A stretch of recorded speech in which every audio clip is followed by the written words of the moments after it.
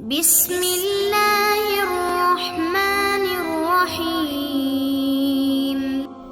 امام زین العابدین علیہ السلام فرماتے ہیں، جب نوح علیہ السلام کشتی بنا رہے تھے تو ایک مومنہ بوڑھی عورت روزانہ اللہ کے نبی کے پاس اپنی گٹھری لے کر آتی اور کہتی، اے اللہ کے نبی، کشتی کب روانہ ہوگی؟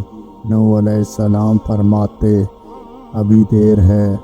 وہ عورت شام تک بیٹھی رہتی اور پھر اٹھ کر چلی جاتی۔